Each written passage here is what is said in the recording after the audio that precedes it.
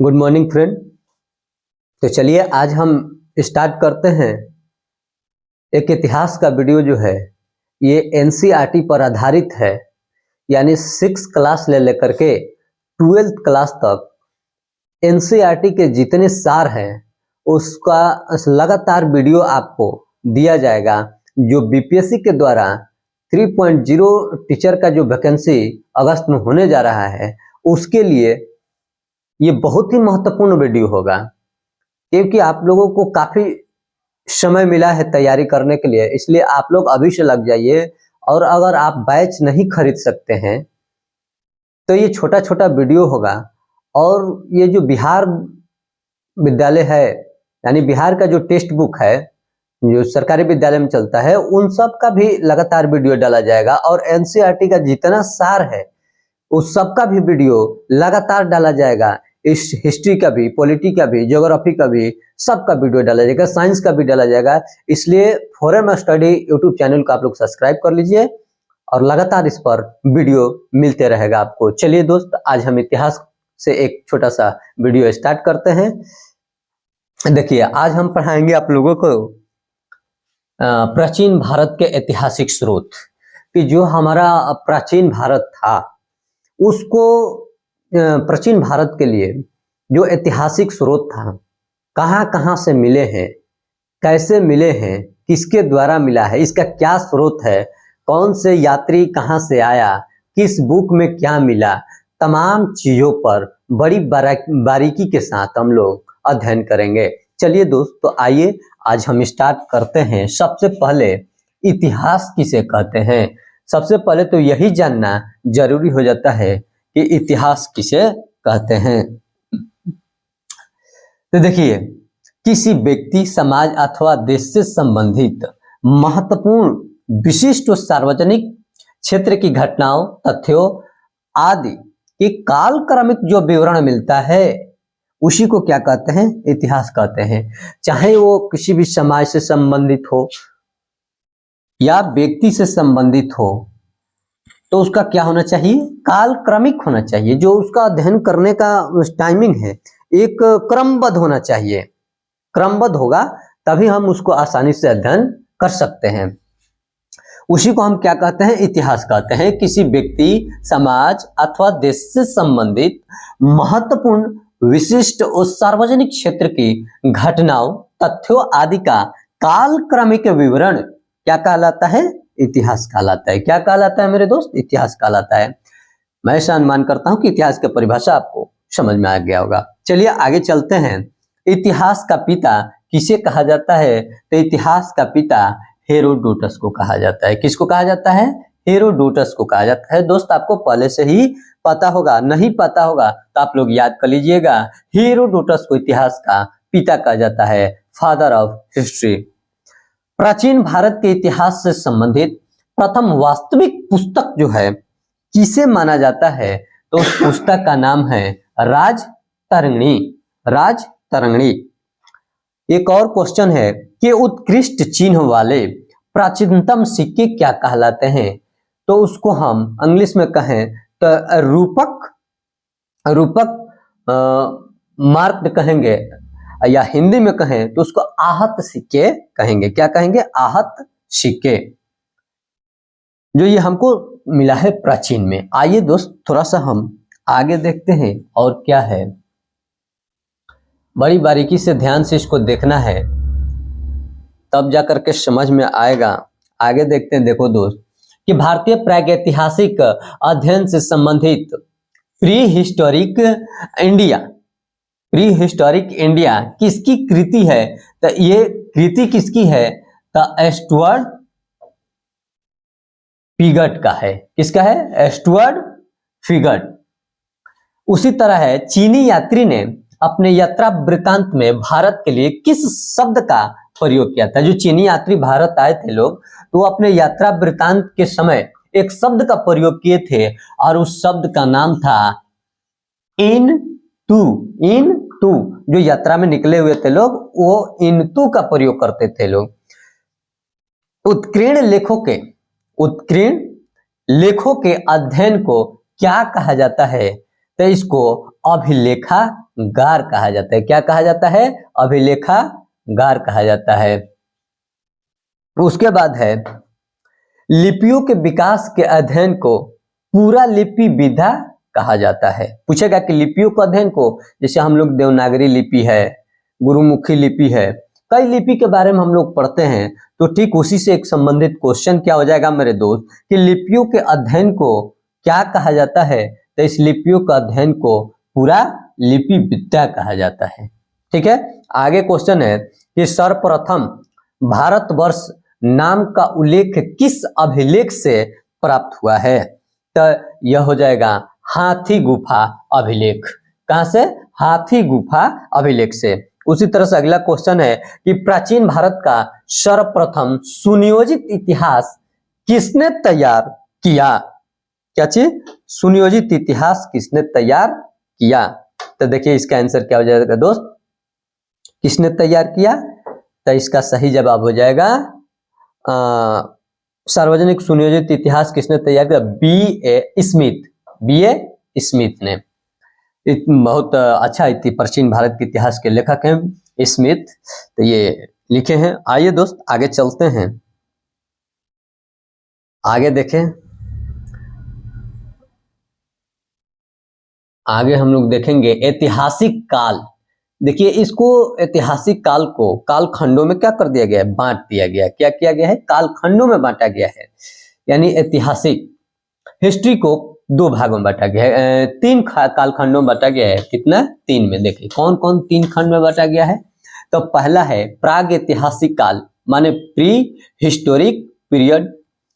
आगे है आदि ऐतिहासिक काल, यानी कि प्रोटो हिस्टोरिक पीरियड। और तीसरा है ऐतिहासिक काल, माने हिस्टोरिकल पीरियड है। अब इसका कालखंड देखते हैं कि कालखंड के हिसाब से कितने कितने में है। तो पहला है कि प्राग ऐतिहासिक काल, यानी कि मानव की उत्पत्ति। ध्यान रखिएगा, अगर पूछेगा कि मानव का उत्पत्ति कब हुआ था, तो आपका जवाब होगा प्राग ऐतिहासिक काल में, माने प्री हिस्टोरिक पीरियड में मानव की उत्पत्ति हुई थी। कब? तो 3000 ईसा पूर्व। कब? 3000 ईसा पूर्व। उसी तरह से आदि ऐतिहासिक काल का कालखंड कब से कब तक माना जाता है दोस्त? तो 3000 ईसा पूर्व से 600 ईसा पूर्व तक माना जाता है। ठीक उसी तरह से अगर आगे आ जाए कि ऐतिहासिक काल हिस्टोरिकल पीरियड कब से कब तक होता है, तो हिस्टोरिकल पीरियड दोस्त 600 ईसा पूर्व से आगे तक, 600 ईसा पूर्व से आगे तक, अभी कब तक आएगा उसको माना जाता है। ठीक इसी तरह से पुरातात्विक साक्ष्य अध्ययन का एकमात्र स्रोत है, क्या कह रहे हैं कि पुरातात्विक जो साक्ष्य मिला है वही एकमात्र स्रोत है, क्योंकि लिखित साक्ष्य उपलब्ध नहीं है। ये प्राग ऐतिहासिक काल जो था ना, इसमें किसी प्रकार के लिखित साक्ष्य नहीं मिला था। इसमें कुछ साहित्यिक वस्तुएं मिली थी ना, कुछ नहीं मिला था। ये एकदम जो इतिहास था ये भाव चित्रात्मक था, जो हम देख करके केवल भाव लगा सकते थे, लेकिन हम उसको पढ़ नहीं सकते थे। लिखा तो गया था लेकिन पढ़ नहीं सकते, कोई लिखित इतिहास नहीं मिला है। उसी तरह से जब आदि ऐतिहासिक के अंतर्गत आते हैं तो इसके अंदर दोस्त कुछ लिखित साक्ष्य मिलता है। क्या होता है? कुछ लिखित साक्ष्य उपलब्ध होता है, मिल जाता है, किंतु अपठनीय है। कुछ देखिए पहले क्या हुआ था कि जो प्राग ऐतिहासिक था इसमें कोई लिखित साक्ष्य नहीं मिला, कोई लिखित साक्ष्य नहीं मिला। लेकिन वही जब आदि ऐतिहासिक काल में थे तो कुछ लिखित साक्ष्य मिला, लेकिन वह कैसा था? अपठनीय था, माने हम उसको पढ़ नहीं सकते थे। ठीक जब आगे और मानव का विकास होता है, जब हम आगे जाते हैं तो पुरातात्विक एवं साहित्यिक दोनों प्रकार के स्रोत हैं, साक्ष्य हैं। ये पुरातात्विक यानी कि खोदाई जब करते हैं तो उस समय भी कुछ मिल जाते हैं। और क्या होता है? साहित्यिक स्रोत। साहित्यिक स्रोत कैसे? जैसे बौद्ध ग्रंथ हो गया, जैन ग्रंथ हो गया, रामायण महाभारत, इस तरह का जो भी है, तो कुछ साहित्यिक स्रोत मिलते हैं और उससे पता चलता है कि इतिहास में कितना साल पुराना है, क्या क्या है, ये सब मिलता है। तो चलिए अब आते हैं एक एक का बारीकी से अध्ययन करते हैं। प्राचीन भारतीय इतिहास को जानने के लिए किन स्रोतों का प्रयोग किया जाता है? तो धार्मिक ग्रंथ, ध्यान से सुनिएगा, और क्या चीज? धार्मिक ग्रंथ, ऐतिहासिक ग्रंथ, पुरातात्विक साक्ष्य, तथा विदेशी विवरण। ध्यान से सुनिएगा दोस्त, प्राचीन पूछेगा कि प्राचीन भारतीय इतिहास को जानने के लिए कौन कौन से स्रोत है, तो कहेंगे कि धार्मिक स्रोत है, ऐतिहासिक ग्रंथ है, धार्मिक ग्रंथ है, और जो विदेशी यात्री भारत के अंदर आए वे सब जो ग्रंथें लिखे, जो किताबें लिखे, उनको हम अध्ययन करते हैं। सिक्का भी है, कुछ मृदभांड भी है, ये ऐतिहासिक स्रोत है। सिक्का है, मृदभांड है, टीला है, ऐतिहासिक विवरण है, ये कुछ साहित्यिक ग्रंथ है, बौद्ध ग्रंथ हैं, जैन ग्रंथ हैं। इन तमाम चीजों को जब हम अध्ययन करते हैं तो पता चलता है कि इतिहास कितना साल पुराना है। तो वही दिया है कि धार्मिक ग्रंथ, ऐतिहासिक ग्रंथ, पुरातात्विक साक्ष्य तथा विदेशी विवरण, ये सारे चीजें अध्ययन करना पड़ता है। आगे है, ब्राह्मी लिपि को सर्वप्रथम किस विद्वान ने पढ़ा था? ब्राह्मी लिपि को सबसे पहले जेम्स प्रिंसिप ने 1837 ईस्वी में पढ़ा था। बड़ी महत्वपूर्ण क्वेश्चन है कि जेम्स प्रिंसिप ने ब्राह्मी लिपि को सर्वप्रथम पढ़ा था। उसके बाद है, भारत के प्राचीनतम ग्रंथ वेदों का संकलन करता किसे माना जाता है? तो मेरे प्रिय मित्र, मेरे साथी, मेरे भाई, महर्षि कृष्ण द्वैपायन वेद व्यास को माना जाता है। याद रखिएगा, किसको? भारत का प्राचीनतम ग्रंथ वेदों का संकलन करता किसे माना जाता है? तो महर्षि कृष्ण द्वैपायन वेद व्यास को माना जाता है। केवल वेद व्यास नहीं, देव इनका पूरा नाम है महर्षि कृष्ण द्वैपायन वेद व्यास। भारतीय पुरातात्विक संरक्षण आर्कियोलॉजिकल सर्वे ऑफ इंडिया, जो आर्कियोलॉजिकल सर्वे ऑफ इंडिया है, यानी कि संस्कृति मंत्रालय के अंतर्गत ये संलग्न संगठन है, उसी के अंतर्गत ये आता है। और देखते हैं कि पौराणिक मान्यता के अनुसार, किसके अनुसार? पौराणिक मान्यता के अनुसार भारत के प्राचीनतम राजा कौन थे? तो उसका नाम था वैवस्वत मनु, यानी सीधा कहें तो मनु। किसको कहेंगे? पौराणिक मान्यता के अनुसार भारत का प्राचीनतम राजा मनु को माना जाता है। वायु पुराण में किस वंश का उल्लेख मिलता है? तो वायु पुराण में गुप्त वंश का उल्लेख मिलता है। कौटिल्य के अर्थशास्त्र से किस वंश के इतिहास की जानकारी मिलती है? तो मौर्य वंश के इतिहास के बारे में जानकारी मिलती है। उसी तरह से है कि जैन धर्म का प्रारंभिक इतिहास किस ग्रंथ से प्राप्त होता है? इसका नाम है कल्पसूत्र से। जैन धर्म का प्रारंभिक इतिहास किस ग्रंथ से प्राप्त होता है? तो यह कल्पसूत्र से प्राप्त होता है। किससे? कल्पसूत्र। चलिए दोस्तों, हम आगे चलते हैं, आगे इसको देखते हैं और क्या क्या चीज है, इसके बारे में हम लोग अध्ययन करते हैं।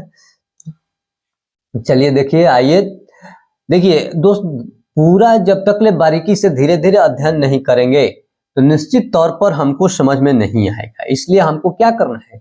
एकदम बारीकी से इसको अध्ययन करना है। चलिए आइए दोस्त, देखते हैं। अब आ गया कौन सा पुराण?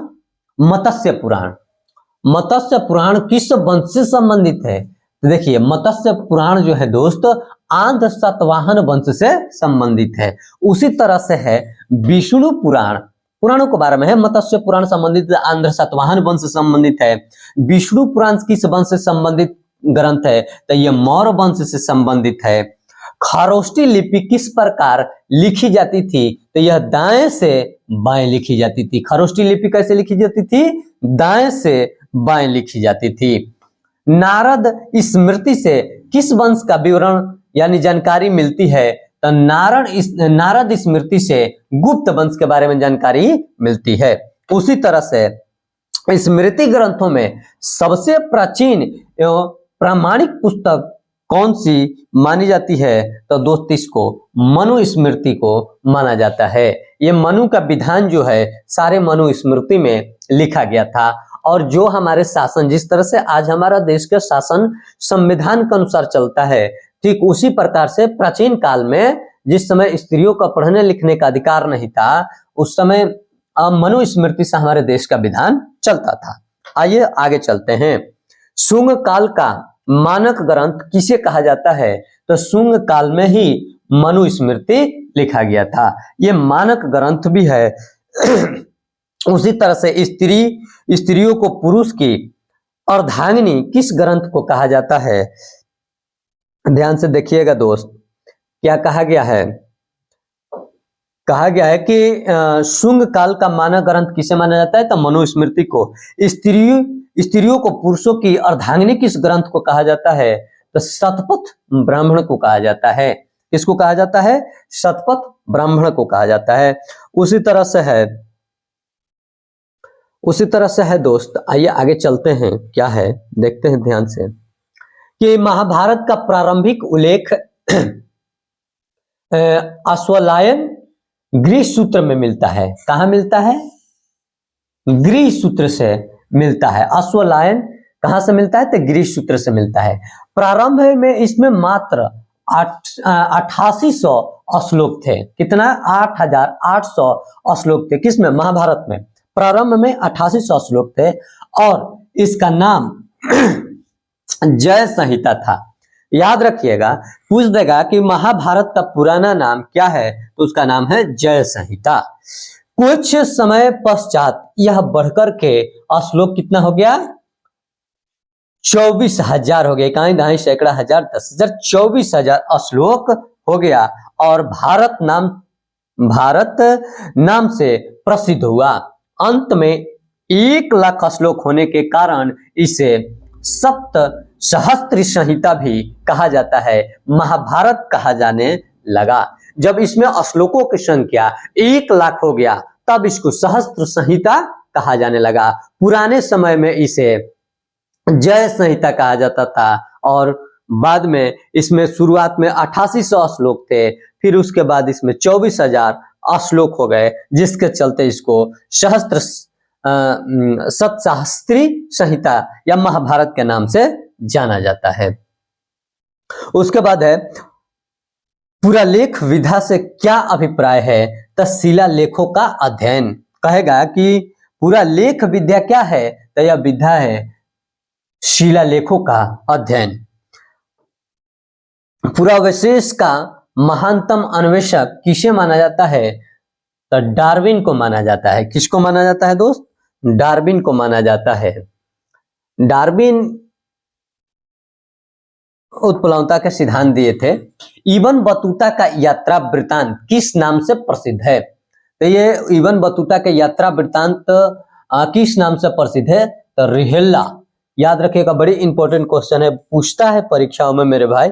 ये रिहेल्ला के नाम से जाना जाता है। अगला क्वेश्चन है, ह्वेनसांग ने किस विश्वविद्यालय में बौद्ध धर्म का अध्ययन किया था, नालंदा विश्वविद्यालय में।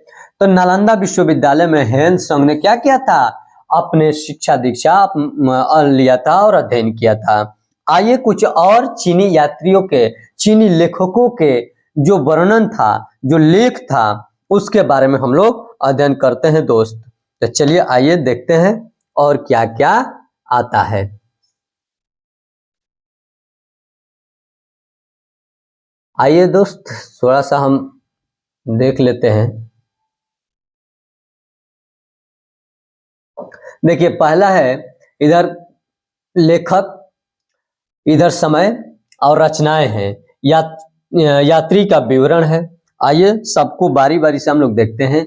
लेखक है फहियान और समय कब तक, 399 से 414 ईस्वी में आया था। कहाँ आया था, भारत में आया था। और भारत दशा का विवरण, और इसमें रचनाएं क्या है, भारत दशा का विवरण, रचना का नाम है भारत दशा। और यात्री विवरण देखिए, यह प्रथम चीनी यात्री था जिसने चंद्रगुप्त द्वितीय यानी कि विक्रमादित्य के समय में भारत यात्रा की थी। इसे गुप्त काल में क्या कहा जाता था, देखिए इसे गुप्त काल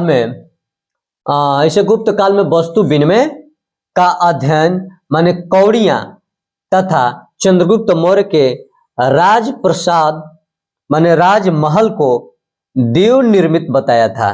क्या कहा था कि राजप्रसाद जो है यह राजमहल बताया था। जो राजप्रसाद थे उसको क्या कहा जाता था, राजमहल कहा जाता था। आपको क्या याद रखना है, या इसको याद रखना है दोस्त, कौड़ियां। जैसे अब हम लोग ना कहते हैं कि आज के हमारा बगली में एको फूटी कौड़ी नहीं है, तो वही पहले चलता था कौड़ी के बारे में। आइए ह्वेनसांग देखते हैं। ह्वेनसांग ये 629 से 645 ईस्वी में भारत आया था। सी यू की पाश्चात्य संसार के लेखक थे, माने सी यू की इनकी रचना है जिसको पाश्चात्य संसार के लेखक भी कहा जाता है। आइए ह्वेनसांग सम्राट हर्षवर्धन के समय में, किसके शासनकाल में?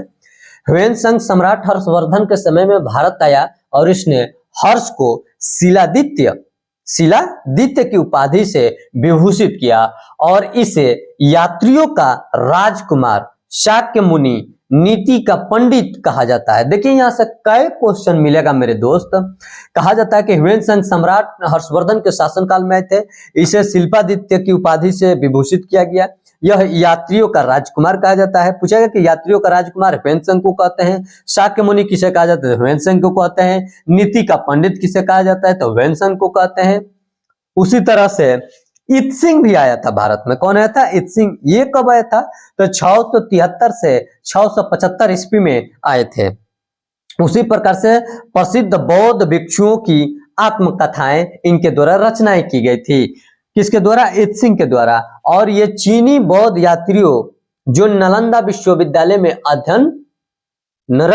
अध्ययनरत जो थे उसी के बारे में इन्होंने लिखे हैं। आइए, सती प्रथा का प्रथम लिखित साक्ष्य 510 में, ध्यान से समझिएगा, सती प्रथा का प्रथम लिखित साक्ष्य 510 ईस्वी के भानुगुप्त के एरण अभिलेख से प्राप्त होता है।